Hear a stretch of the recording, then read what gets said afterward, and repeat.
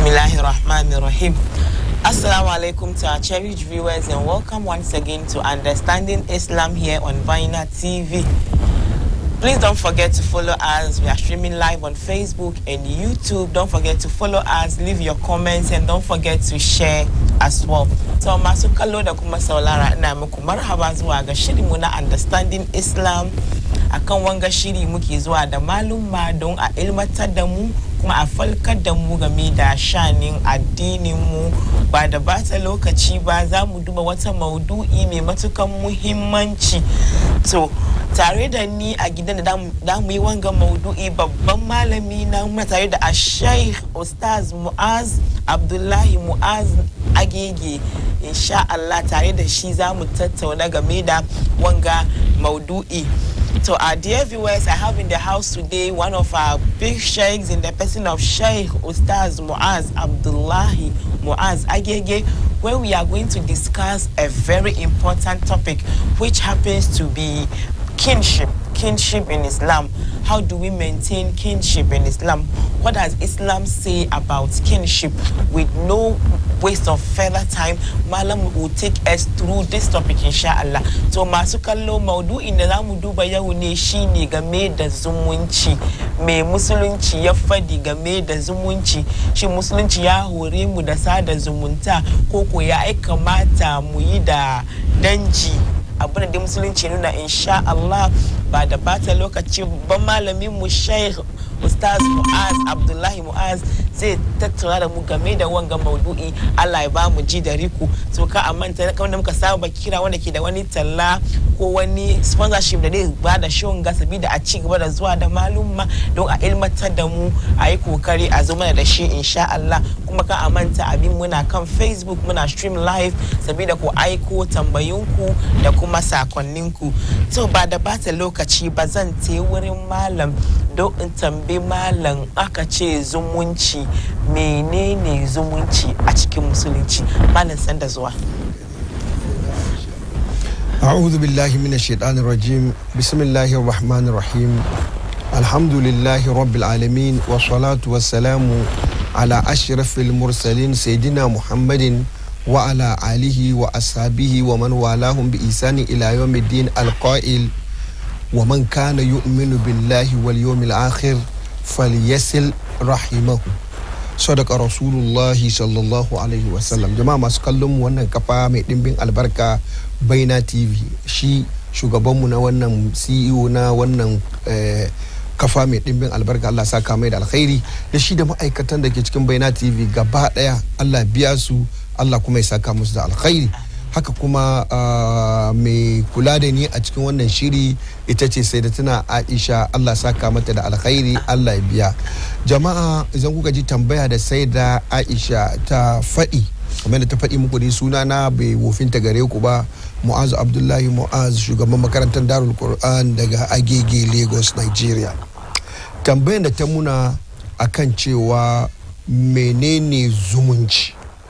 Zumunci wato da Hausa ake ce mai zumunci, sa'annan da Larabci ana ce masa rahim. Rahim shine wato zumunci. Shi kuwa zumunci wani abu ne da yake nuna kauna ga dangi, da nuna musu soyayya, da kwantar musu da hankali, da ya musu abin da za su ji daɗi. In kana yi ma danginka wannan, to kana sada zumunci kenan, kuma kana zumunci kenan. Shine ka nuna musu kauna a kowane lokaci, ka nuna ma 'yan uwanka da wato waɗanda kuka haɗa jini, 'yan uwanka waɗanda kuka haɗa surukuta, 'yan uwanka waɗanda kuka haɗa wato wurin haihuwa. To wannan abin in kana yi, kana daɗaɗa musu, kana kyautata musu, kana musu alkhairi, to in kana haka kana zumunci kenan. Allah subhanahu wata'ala ya girmama zumunci, har ya muna magana a cikin Qur'ani farkon suratul Nisa da yake haɗa zumunta. Daga mata ake hada zumunta, domin da aka halicci annabi Adam shi kadai ba a samu zumunci ba, sai da aka yi na Hawwa, da shi da na Hawwa da suka hadu, sa'annan suka haifi 'ya'ya, sa'annan wa'annan 'ya'yan suka zama dangi. To wannan dangin sai suka zama, idan suna kyautata wa juna, to suna sada zumunci kenan. Wannan shi ake cewa zumunci. Yasa da Allah subhanahu wataala zai muna magana akan zumunci, sai soma a karkashin suratul Nisa magana akan suran mata domin ya ja hankali. Yasa mata nan suna contribute akan zumunci kusan 60%, yayin da maza ke contribute 40%.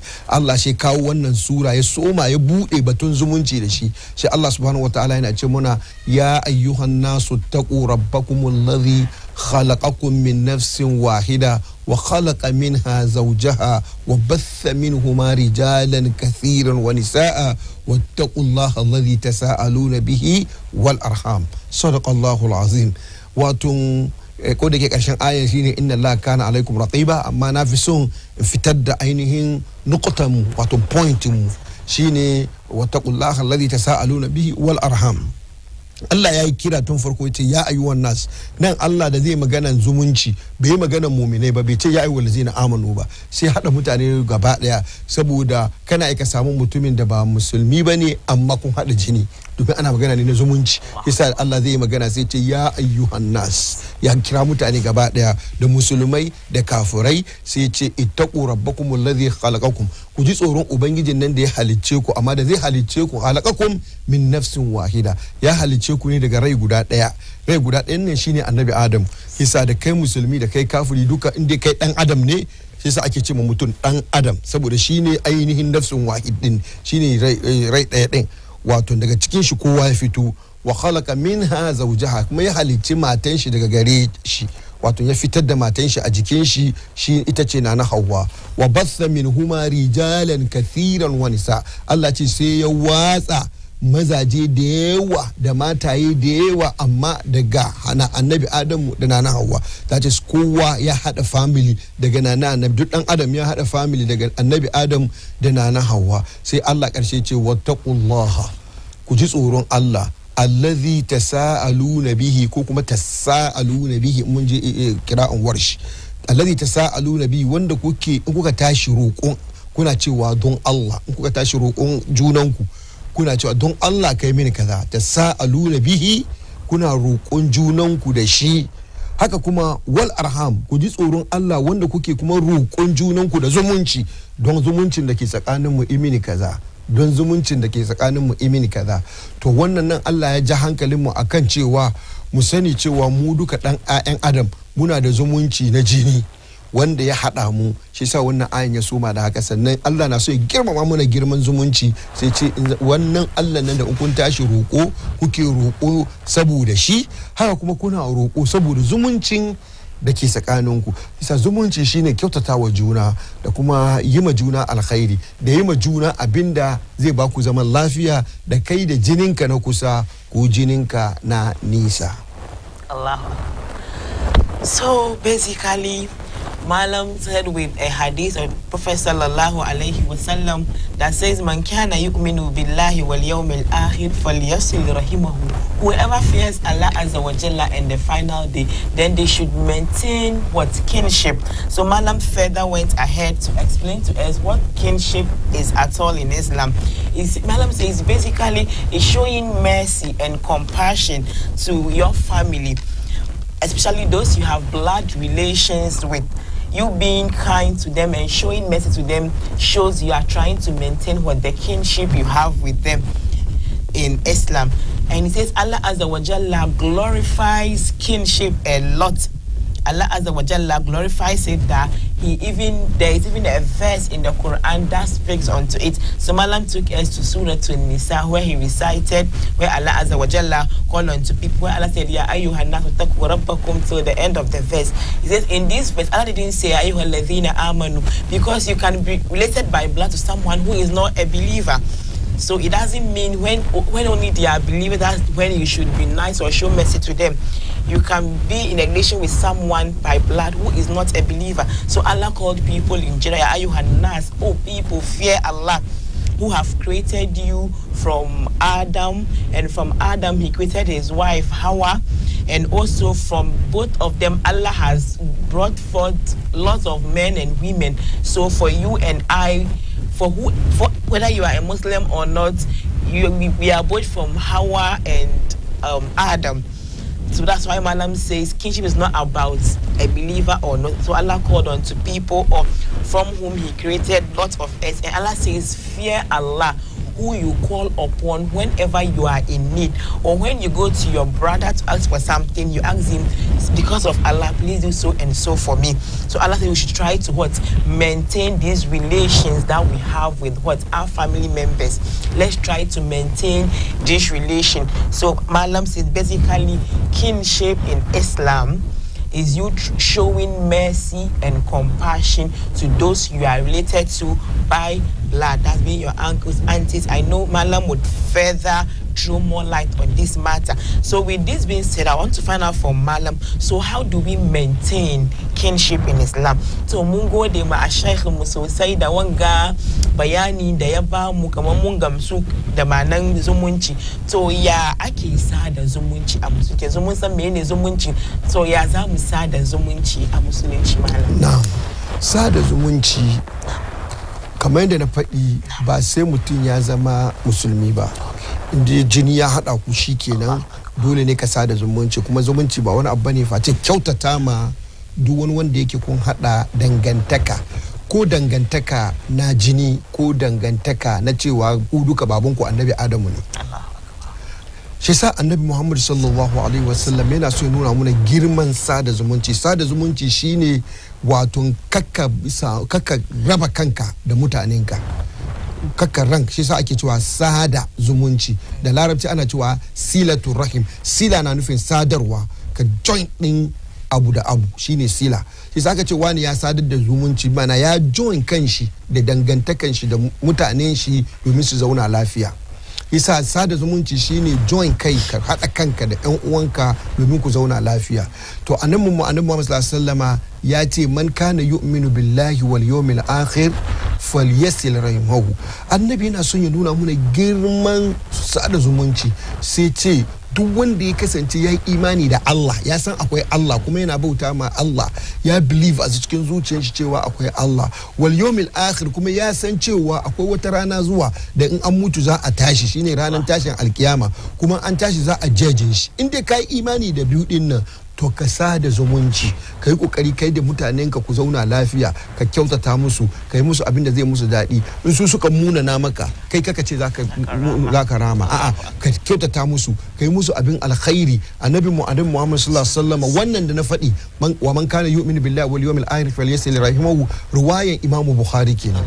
Imam Muslim shi ma zo muna da wani hadisi da sanadi zuwa ga manzon Allah sallallahu alaihi wasallam, yana cewa arrahimu mu'allaqatun bil arsh, yace zumunci yana rataye ne a makangaman al'arshi. Zumunci yana rataye ne a makangaman al'arshi. Taqul, ita zumuncin shi zumunci sai yana cewa man wasalani wasalahu Allah.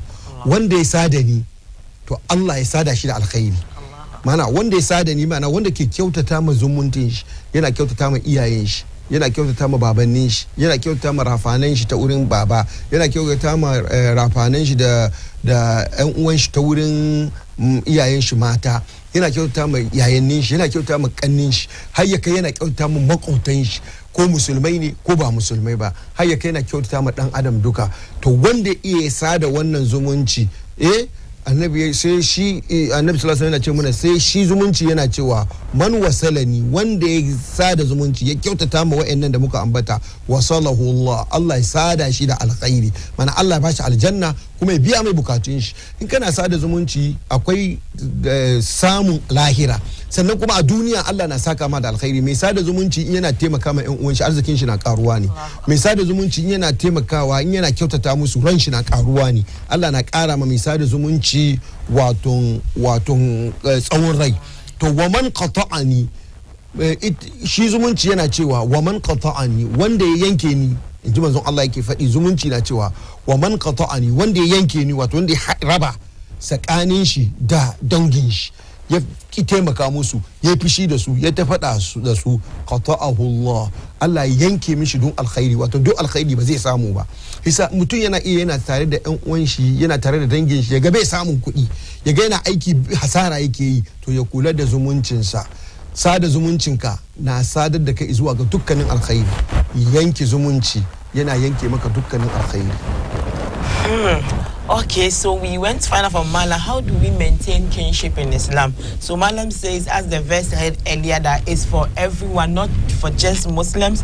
So it doesn't mean a person should be a believer before we maintain kinship with them. If you have relatives, provided you are related by blood, even if they are non-Muslims, you still have to maintain this kinship with them.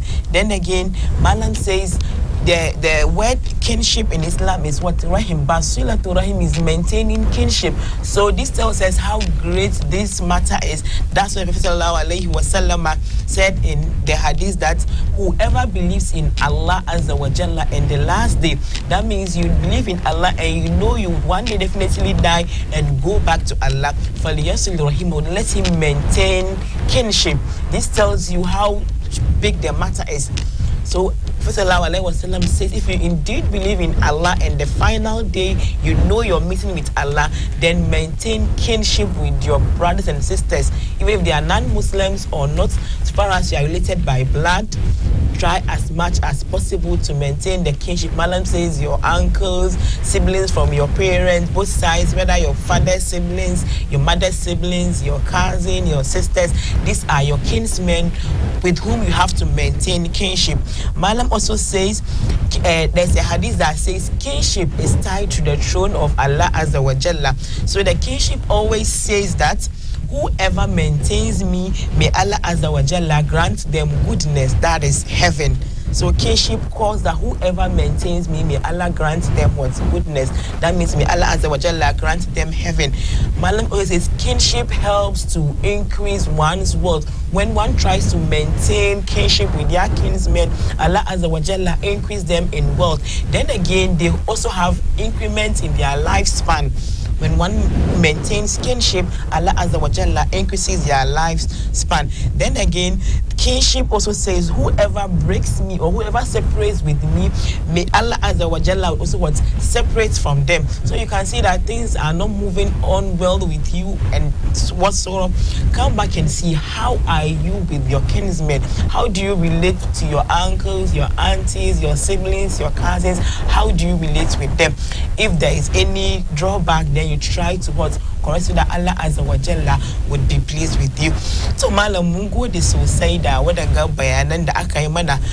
To isa kamar da yanda Malam ya ce kana da abun ga danji na jinin da ba musulmai bane, kuma ya kamata mutum ka sada zumunta da su.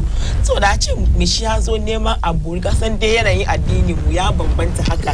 Me shi ya zo Allah neman wani taimako, kana kallon abin da zai yi da kudin ganga baka yi da shi ba, Allah ba ta shanin addinin shi ne shi akwai anya ka taimaka mai sabida sada zumunta sada zumunta shine kamar da muka ce wadada ma ɗan uwa ina da ɗan uwa amma ba musulmi bane shi zo neman taimako wuri na kuma zumunci shine in daɗaɗa mai abin da shi ran shi zai daɗi to amma Allah subhanahu wataala ya wani mu a wani wuri ya ce mana duk abin da za mu yi kokari mu yi shi yayi daidai da abin da shi Allah yake so shi sa Allah first interest din Allah shine first sannan interest din kowa zaka sada zumunci da shi idan abin da yake son yayi din nan sai zamana wannan abin nan ya zama kaman haramun ne misali mutum ne ɗan uwanka ne shi zai ce shi giya yake son ya sha kai kuma Allah ya ce kaka sha giya kaka taimaka min mai shan giya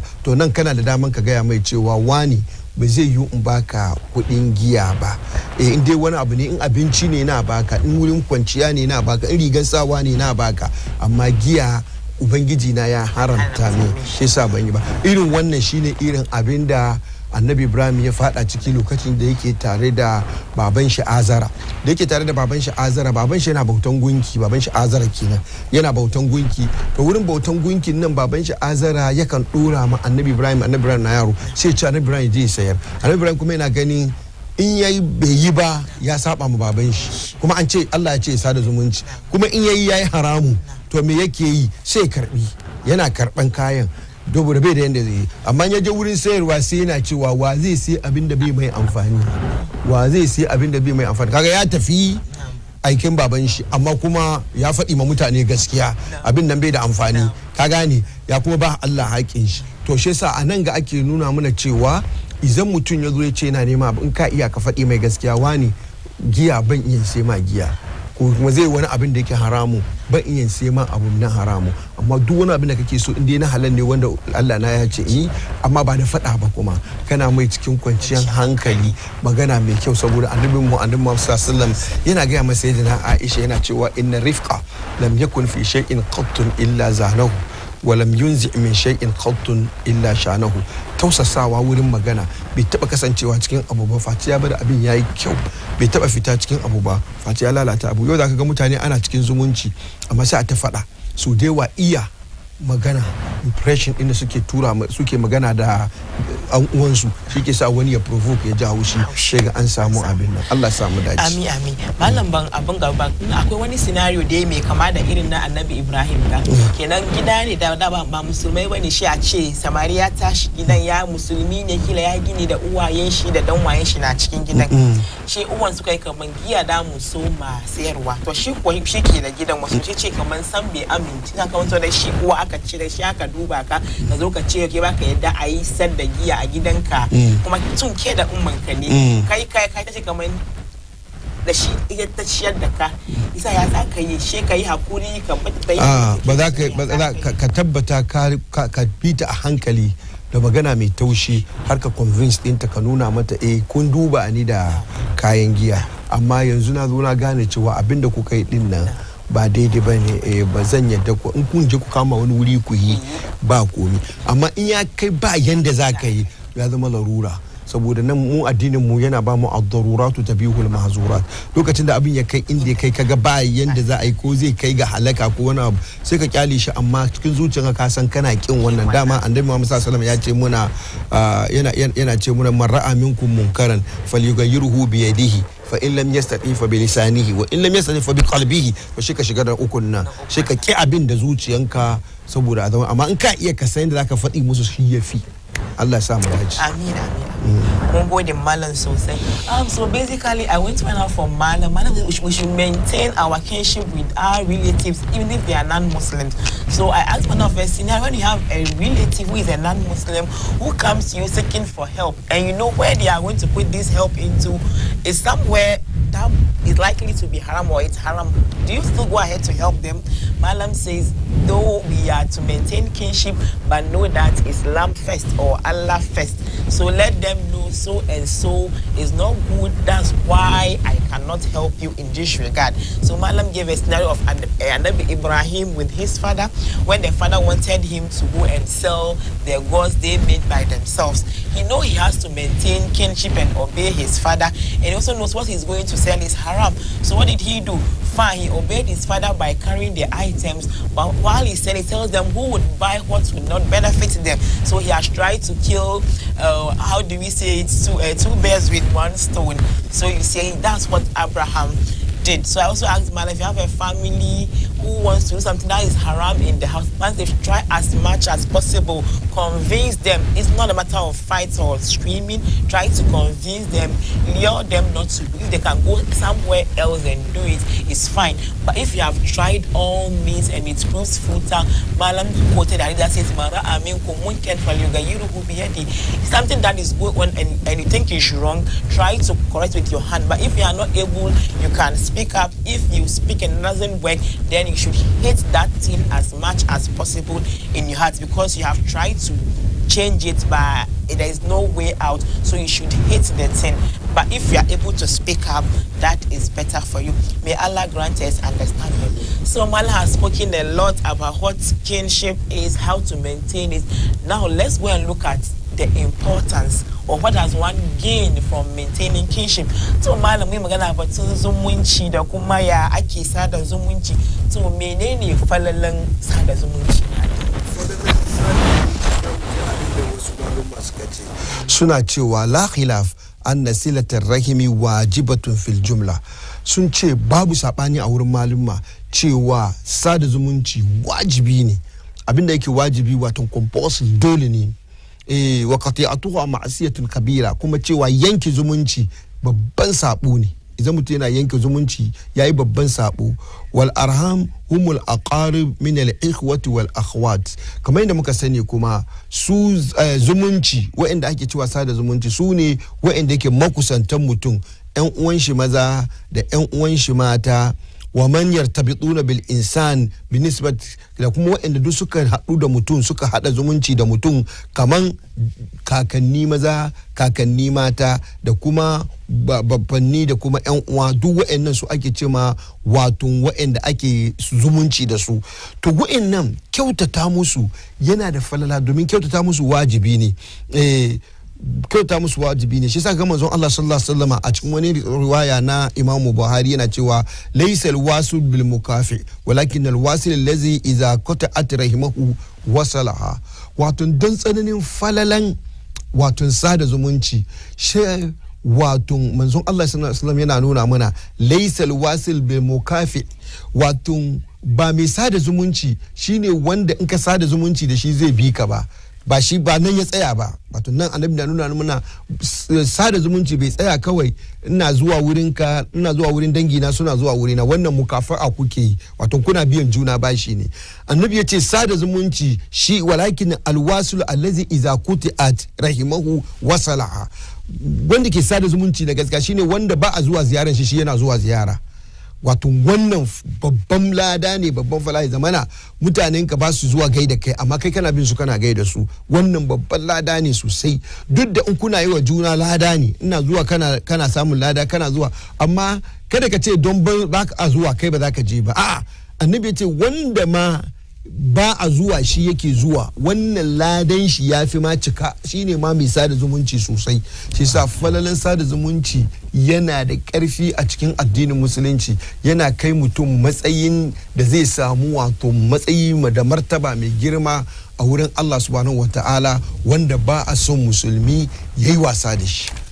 Okay, so if we listen to Malam, we went to find out from Malam the importance of maintaining this kinship. Malam says, though kinship is a two-way affair, you visit me, I visit you, or you check on your relatives, but one shouldn't say because one person is not checking on me, even the one that does more of the checking, they earn more reward. Okay, so let's try as much as possible to maintain kinship with our kinsmen.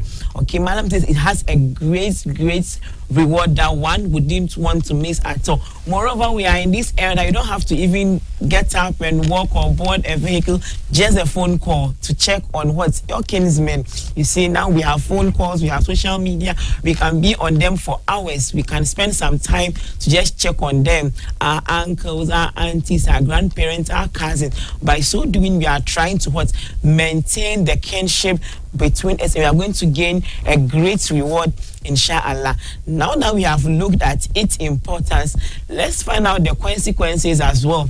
So munji abaki malam falalan shi sada zumunci, to mu wuri malam mu duba ko dai akwai sakamakon wanda kuma ke yanki wanga zumunci.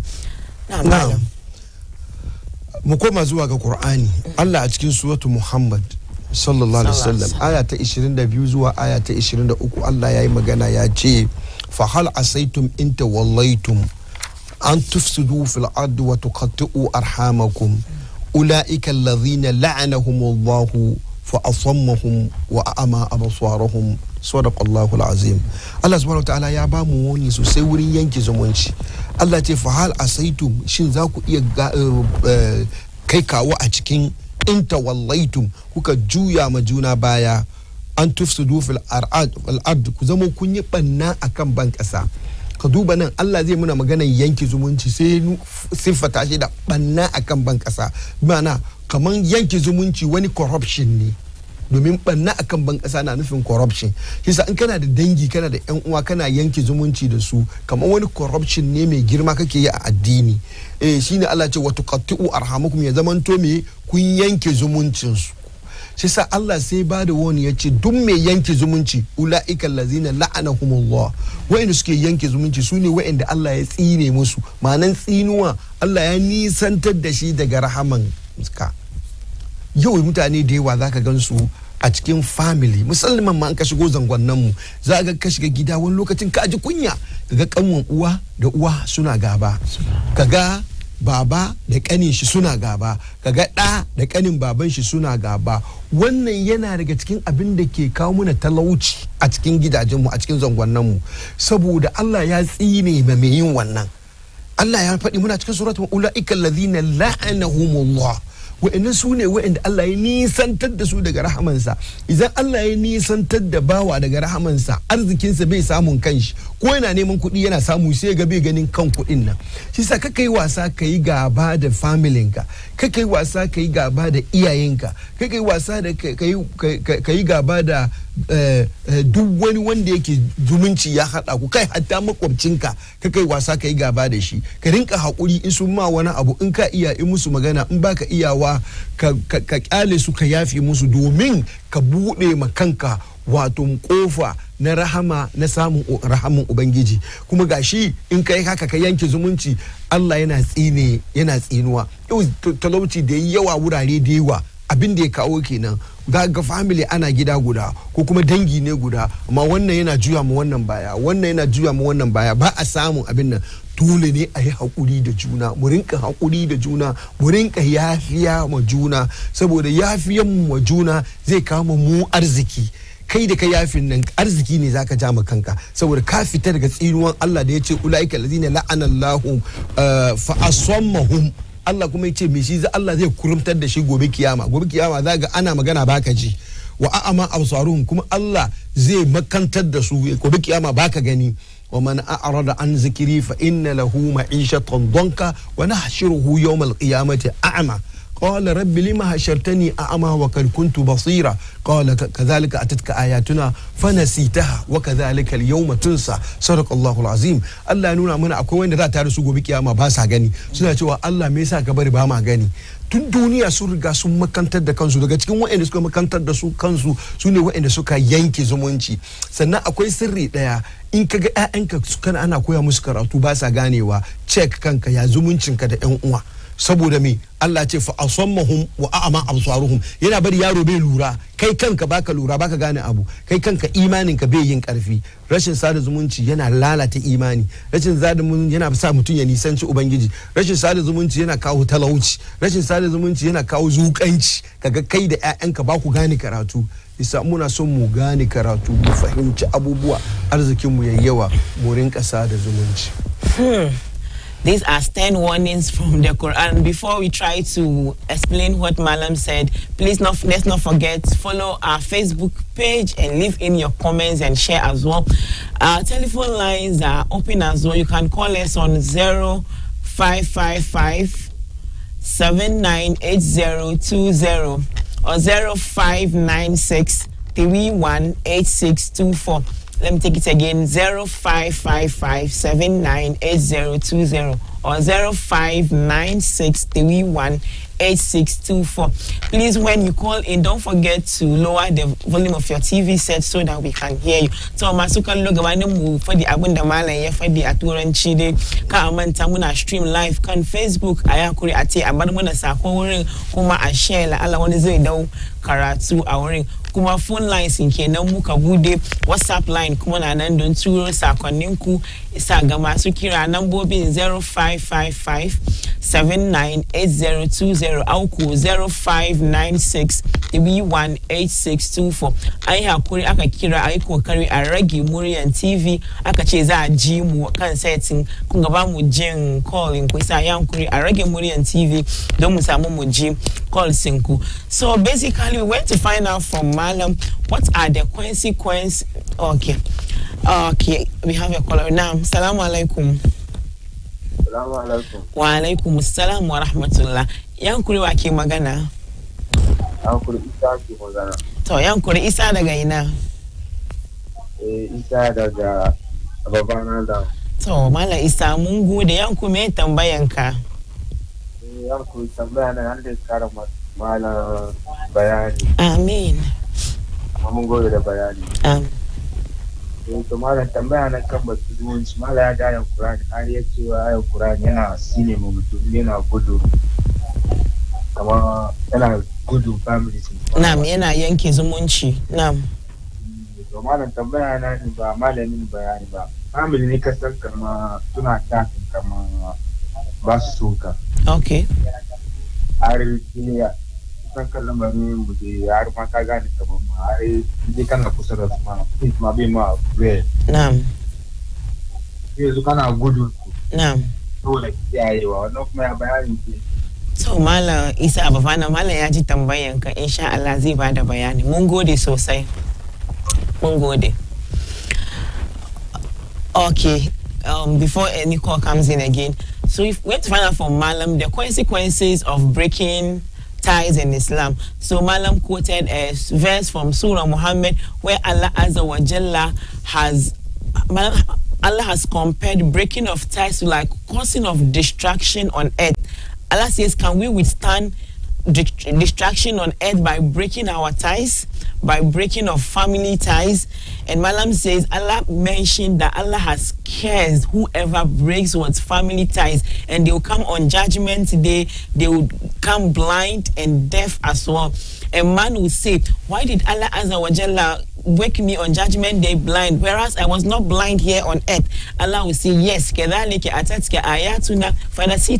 that's how our verses were read unto you, but you forgot them, you didn't heed to our verses. On this same day, that's how we are going to forget you.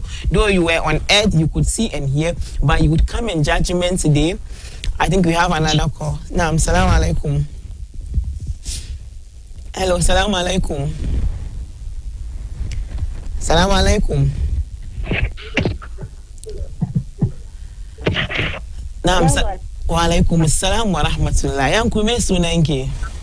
Yankuri, sunana Asibi, ina kira daga kasuwa. Daga kasuwa to. Malama Asibi, yanku me tambayanki? Tambaya na ne. Kana da danwa. Na'am. An ce mu yi zumunci, kana da danwa. Na'am. In ka je wurin danwanka, in ya ganka ce da mu fuska. Okay. Menene wannan? Kuma bai barin soyayya, bai sa soyayya tare kai da su. Na'am. Bai bar soyayya zo tare kai da su. Na'am. In ya ganka je wurin shi, ya ganka ce da mu fuskar shi kamar ka zo neman wani abu ne. Na'am. Wurin shi. Na'am. Ina so Malam ya magana kan wannan ya bamu. To, Malam Asibi, mun gode da tambayanki, insha Allah Malam zai bada jawabi. So, bari da abin da Malam ya faɗi, sabida Malam ta mai bada ansoshin tambayinku. So basically, Malam says you would come on judgment day blind and deaf if you don't maintain kinship. When one questions, Allah will say, the same way you forgot our verses, this same way we would forget you. So Malam says, take note, if you are you would enter a house, a father and his sibling are not on talking terms, a mother and her sibling, you realize that wealth would not even come into the house. The house will be full of poverty. When your children go to school and they don't pick up, know that Allah has said we would cause them blind and deaf. Whatever they have been taught, they don't even pick. You won't also even realize. So come back and see how you relate with your kinsmen. Okay. Naam, salaam alaikum. Salaam alaikum. Naam, wa alaikum assalam. Yankuri sunanki? Sunan Allah. To yankuri daga ina? To yankuri na gaishe malam na so wani tambaye kadan. To yankuri malam na jin tambayanki. Batun malam ne saboda hukuncin nan. Na'am. To ni kuma ni aure na da ni na ya aure shi yayin mana. Na'am. Da yaran ta shi suna tafi. Amma ni na bin su da geso kuwa. Shi to we abin ne faru duka saboda na ya aure ban gaya musu ba kuma na gaya musu amma magana na duka kenan na bin su da geso kuma su bani ba su wangan ka idan yaji ya da inda ma da yake kuma saka raba zumunci amma kai kana bin shi da geso ne kuma na shi yana jan baya da geso mi shi amsa da kanka shi we ganka shi kaman bai ganka ba yanzu ya dan to malam ya ji tambayan ki zai bada jawabi. To mun gode. To malam mun ce tambayan farko Isa daga Abavana. Wai to kace kar mu guje danji to ga danji kuwa kana kaman kana kusa da su ba su son ka su bar ka san kaman ba sa son ka ne. Tashin kana gurin su kuwa amma mai ba su tafiya yanda ya kamata. Shin zaka yi ka ja kanka da su? Kuma akwai kwala dai na. Assalamu alaikum. Assalamu alaikum. Wa alaikum assalam wa rahmatullah. Yankuri sunanka? Yankuri sunana Muhammad Muktar daga kasuwa. So malam Muhammad yankuri me tambayanka? Yankuri tambaya nake son ta mai malam ba. Na'am. Kai ne kamar ni ne da sister na yayana. Na'am. Na'am. Amma yanda malam ya ce mu zan sada zumunci. Na'am. Ni je wurin ta haka kaga mijinta. Na'am. Bai son ana zuwa irin ziyaran ta haka ba su ana zuwa wurin ta. To irin haka ni kuma ya zan yi. Ya za ka yi. Malam ya ji tambayan ka Malam Muhammad Muhtar mun gode. Na malam jawabin na farko shi ne danji. Na farko bari mu soma a gurguje saboda lokacin mu naga yana daga muna hannu. Na farko da ya magana shine mai suna Isa yana ganin cewa idan ana sada zumunci wasu in ana sada zumunci sai kaga suna jin haushin mutum har ma shi kanshi sai ya ga cewa abubuwan shi bai ci gaba. Abinda nake so in kira ka Malam Isa kamar yadda ka ce wai bayanin da nayi ba ni nayi bayanin ba Qur'ani ne da hadisin manzon Allah suka yi nema ina kokari ne in kwatanta. Sannan kuma na biyu Malam Isa abinda kamata mu rinka kula shine mu musulmai ne. Allah subhanahu wa ta'ala ya aiko mana manzon da bai taba aiko ma wasu mutane irin manzon mu ba. Shi yasa manzon mu babu wani abu da zai same ka face ya taba samun shi. To in ya taba samun shi sai ka duba da ya same shi ya yayi to sai ka kwafin shi. Annabi Muhammad sallallahu alaihi wasallam yana da shi ma zumunci. Misalin Abu Lahab wanda kake karanta tabbati da Abi Lahabin wa tabba. Wannan Abu Lahab din da kake gani da shi da Annabi baban shi da baban Annabi one father. Shi sa rafanin Annabi ne. Amma ya dami Annabi cikin rayuwar shi ya yi zagi Annabi kai sun ɗauki ma tumbin ka ina binga sun ɗora ma Annabi ba abinda ba su yi ma Annabi ba amma Annabi bai taɓa zagin shi ba. Annabi bai taba cewa ba zai yi zumunci da shi ba. Annabi na kyautata masa yana kuma gaida shi in ma bai ansa ba zai gaida shi. Isa kana tare da mutanen ka suna ma haka kaka ce zaka guje su duka a'a baka dai mu'amala da su saboda ko ka mu'amala da su kana samun matsala amma ka tabbata gaisuwa na tsakanin manzo Allah sallallahu alaihi wasallam yake cewa wanda duk yake gaida ƴan uwan shi bai yi gaba da su ba at least zai kai gaisuwa ka gansu salamu alaikum ya kuke ya lafiya ka wuce ran da ka samu na alkhairi ka ba su sun karba ba su karba ba kai dai kai zumunci amma kai kaga ce kai ma za ka yi irin abin da suke yi. Sannan muna kira da bangaren masu yin haka su ma su bari domin in kana yi ma ƴan uwanka kana jin haushi ko kuma aka zo mutum ya iya koyi first expression mana mutane da yawa ba su iya tarban mutane ba ka mata ka koyi first expression kana ganin mutane ka saki fuska sai sa annabi Muhammad sallallahu alaihi wasallam yace wanda duk ya hadu da dan uwan shi ya sake mai fuska za a bashi ladan yayi itikafi wanda ya hadu da mutum wani lokacin annabi yana ga talaqatul wajh atiyatu saniya wa bushra lisailin inji sayyidina Ali wai sake fuska wani kyauta ne na biyu mutum in yi mutum ya zo ka sake mai fuska iyayen Hausawa na cewa shimfiɗan fuska ya fi shimfiɗan tabarma. Yasa kai kokari ka iya sake fuska ma mutane ko da kana cikin bacin rai. Ka sake ma mutane saboda first impression, first ganin ka da zai yi in ya ga ka sake mai fuska zai samu kwanciyar hankali. Amma maka sake mai fuska ba sai ga wani ma in nazo yana dama min fuska. Yasa Malam Isa kaka guje su dukkanin gudu. In ka iya ka samu wani unguwa ka zauna kana zama to amma ka rinka gaida su, in zai yiwu ma ka kira su. Ga yanzu Allah ya kawo na wani sauki na sada zumunci shine WhatsApp group da ake yi, ana yin na family. Ciki kai da safe ka tashi ka salamu alaikum jama'a kuna lafiya, ina gaida kowa da kowa. Wannan ka sada zumunci saboda annabi ya riga ya faɗi maka cewa in ka gaida mutane ka sada zumunci. Shi yasa sai kai haka nan, amma kana yi kuma kana bin su a hankali yanda za su zo su fahimci rayuwa sai ka abin nan. Amma ka ce zaka guje su domin gujin su ka ce zaka yi, in kana gujin cewa suna ma wani abu shi yasa baka samun ci gaba. Ka sani ba babban abin da zai ƙara bari ka ci gaba ya bata ma lamari kaman ka yanke zumuncinka.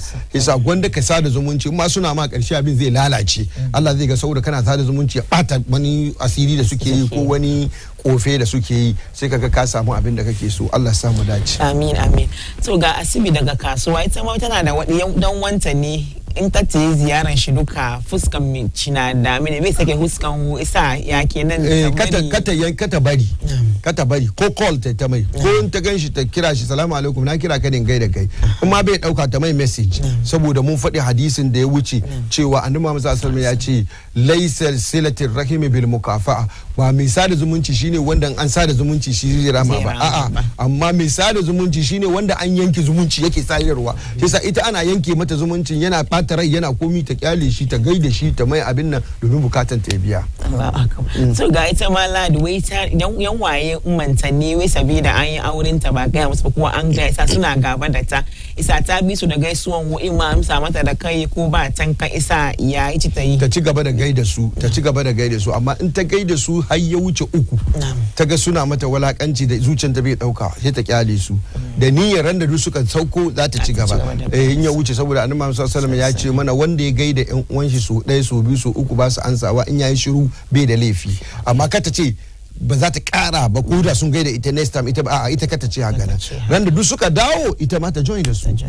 Allah ya samu dace. Amin amin. Sannan shi Muhammad Muhtar daga kasuwa wai shi da dan wan shi ne in kowane lokaci ya ce gaida ta yayin shi mace shi mijin bai sake ma shi huska, kamar kusan mijin bai son shi wurin ne isa yayi kamata ya yi. To in ya ga mijin bai so abinda zai yi ya rinka gaida ita koda ta waya ne. Domin tun da mijin yana abinda kai ji ya jawo mata saboda shi ta samu matsala a gidan aurenta, ko ta waya ne ya kira ta ya gaida ita ba laifi ba ne, ko da ya ari wayan wani ne in bai da waya, amma Allah kiyaye na san yana da waya, ya kira ta kan waya ya gaida ita, wannan ma ya sada zumunci insha Allah. To mun gode wa malam, mun te kan Facebook page mu ga sakonni Garba Abubakar Shaibu wai masha Allah, sa'annan shi Garba Abubakar Shaibu wai masha Allah Maulana, ga Ahmed Dadi Allah ya kara kusanci da Annabi amin. Ga malami na Ahmad Abdurrahman Ladan, ko da ke larabci bari ga ko zai ya karanta. Imam Ahmed ya assalamu alaikum wa rahmatullahi wa barakatuh. Wai alqaida fiqhiyya taqulu ma yuhrim akhadahu yuhrim i'ta'ahu. Na san dai malam ya gane ko da yake.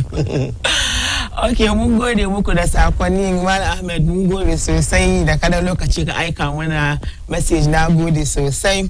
Na gode. So Malam ina gadde kamar yadda dai muka ce lokaci ta yi halin ta kamar da yadda ya saba, ya samu ta wurin Malam don ya ba mu magana dai na karshe game da abin da muka tattauna duka baki daya. Na Malam. To maganar mu na karshe shine zan cika da wani hadisi ne da manzon Allah sallallahu alaihi wasallam yake cewa la yadkhulul jannata qati', la yadkhulul jannata qati', wato mai yanke zumunci, wannan qati' din na nufin qati'ur rahim, mai yanke zumunci in ji annabi wai bai shiga aljanna. Mutum yana yanke zumunci bai shiga aljanna. Yasa mu kiyaye kamu yanke zumunci. Wannan hadisi kuma hadisi ne mai kaifi domin Buhari ya ruwaito, Muslim ma ya ruwaito, wanda ma'anan hadisin na nufin la yadkhuluha fi awwal amr ma'a as-sabiqin bal ba'da al-iqab. Wai wannan hadisin na nufin wanda ke yanke zumunci bai shiga aljanna farko wato ɗan aljanna sun shiga aljanna kowa ya shiga aljanna amma shi zai saura dan azabtar da shi sannan in ma zai shiga tunda yana sallah yana azumi daga baya a shigar da shi aljanna wai ma'anan hadisin kenan ji malaman hadisi shi yasa mutum kaya yadda ya create abin da zai kawo yanki zumunci.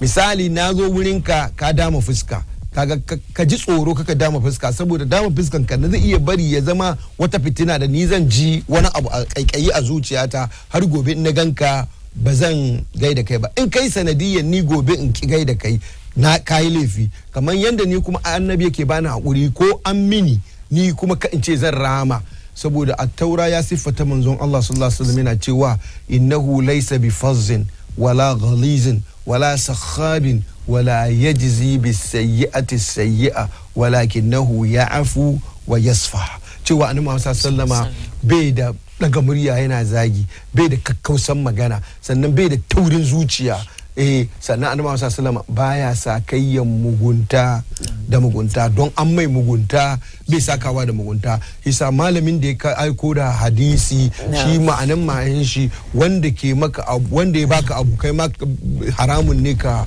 wanda ya haramta maka abu haramun ne kai kuma ka bashi to wannan hadisi akwai inda yake magana ma ba irin nan ba saboda nan akwai hadisin da yace la yajzi bi sayyi'ati sayyi'a da kuma hadisin da annabi Muhammad sallallahu alaihi wasallam yake cewa wanda duk baya wanda duk yanke ma zumunci to kai ka sadar da zumunci to shine ka ga na Khadija ma a cikin yabon da ta yi ma annabi ranar da annabi ya shiga kogon Hira da yake fito da ya fito yana zammiluni zammiluni da yazo daga ciki abinda ta ce masa ta ce wallahi lan yuziyaka Allahu abada wallahi Allah ba zai tozartar da kai ba annaka tasila man qata'ak domin kai wanda bai sada zumunci kana sada zumunci da shi sai sa ashe kenan ba za ka ce don mutum bai sada zumunci kai kuma ka rama mai da rashin sada zumunci ba wannan ba zai yi ba yasa jama'a mu haɗa kanmu mu so junanmu ko da gaisuwa ne mu kuma zayyafa mu zuciyarmu sanyi sada zumunci yana ba da dukiya sada zumunci yana ba da arziki sada zumunci yana ɗaukaka mutum sada zumunci yana sa mutum albarka a cikin dukiyan shi albarka a cikin danginsa albarka a cikin familin shi albarka a cikin 'ya'yan shi Allah ya sada mu da alkhairi amin summa amin mun gode sosai mun gode a Sheikh Ustaz Mu'az Abdullahi Mu'az Agege kenan muka tattauna da shi game da sada zumunci a cikin musulunci jama'a ka manta abin gangana kan Facebook a bi a te a share a kuma bari comments kuma ka manta wanda ke da talla ne ko ke son ya dau wani abu dai da nauyi wanga shiri kofofinmu na bude wanda suka taimaka muka zo muku da shirin ga producer na Khadija sa'annan MCR mu akwai Mauko sa'annan Mira Glams da ta gyara min huska na kuma ina gode ma malam a Sheikh Mu'az sosai da wanga farkadwa mun gode ma malam Allah ya saka da alkhairi Allah ya kara ilimi da kuma fahimta a nan za mu kawo muku karshen shirin mu na kasance da mu kowace ranar Juma'a daidai karfe 10 na safe nan muke ce ma jama'a assalamu alaikum wa rahmatullahi wa barakatuhu